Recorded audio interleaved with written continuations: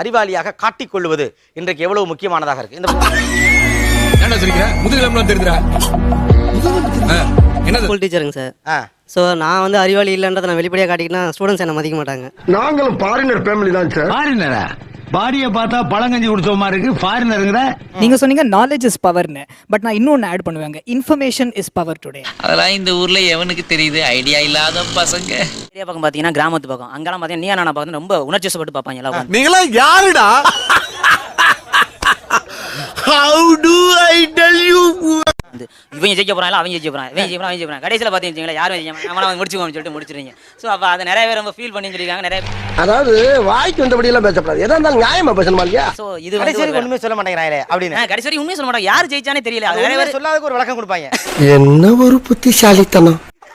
கரெக்டாக வந்து ஒருத்தர் பேசிட்டே இருக்கும்போது உங்களுக்கு பிடிக்காத விஷயத்த அவர் பேசிட்டாருன்னா மைக் அங்கே கொடுங்க, அடுத்து வேற வேற வேற.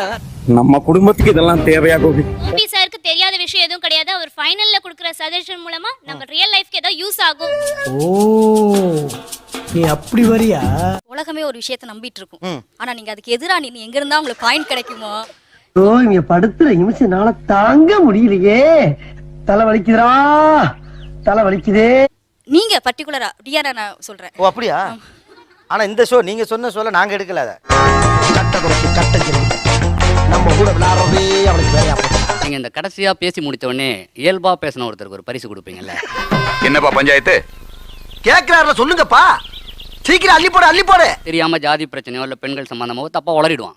அவனை செத்த பாம்பாடிக்கிற மாதிரி புடிச்சு அடி அடி வாய்க்குள்ள கத்தி அப்படி சுத்தவா. இப்பதான் தெரியுது உனக்கு வாயில வாசு சரி. ஆமா, பெரிய டீச்சர் இவ. போடி வேலைய பாத்து. டீம்ல ரெண்டு பேரும் சண்டை பயங்கரமா போட்டுட்டு இருப்பாங்க. நீங்க அவங்கள பேசி பேட்ச் அப் பண்ணி ரெண்டு பேரும் வந்து நடுவுல கட்டி பிடிக்கிற மாதிரி எந்த பயனும் இல்ல மாதிரி உங்க மகன் சொல்றத ஒத்துக்கிறீங்களா, உங்க அப்பா சொல்றத ஒத்துக்கிறீங்களா அப்படின்னு சொல்லி ஸ்டேஜ்லயே வந்து ரீகன்சைல் பண்ணி விட்டுடுவீங்க. ஒத்துக்கிட மனசு இல்லனாலும் அதான் நேசம். இல்ல வீட்ல சால்வ் பண்ண முடியாத பிரச்சனைய பாருங்க ஒரு சிம்பிளா சால்வ் பண்ணிட்டு போயிட்டாரு. எம்எல்ஏ வேலையே அதை முடிக்காதான், என்னைய தான் முடிக்க சொன்னாங்க. I'm waiting. இப்படி இருக்கிறது வாட்ச இப்படி திருப்புறது. ஓ, பெண்கள் பெருவா உள்பக்கம் போட்டுப்பாங்க. ஆமா, முடியல. ஒரு அறிவாளி போல் தெரிவதற்காக என்னவெல்லாம் செய்து கொள்கிறீர்கள்? சார் நல்லா இருப்படா போடா. உன்னெல்லாம் ஒண்ணும் பண்ண முடியாது.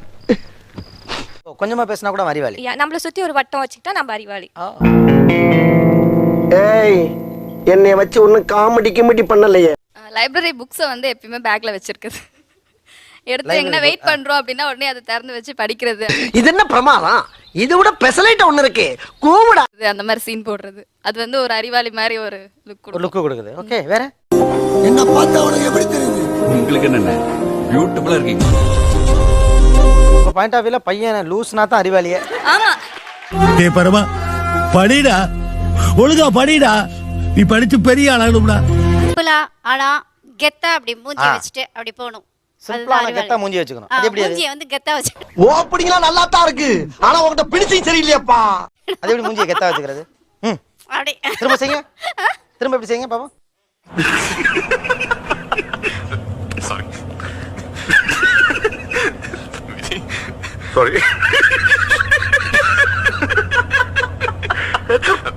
எனக்கு வந்து இயரிங்ஸ்லாம் பெருசா போடுறது, வாட்ச் பெருசா கட்டுறது, கலர் கலரா போடுறதுலாம் ரொம்ப பிடிக்கும். என்ன ஃபாரினர்னப்பா?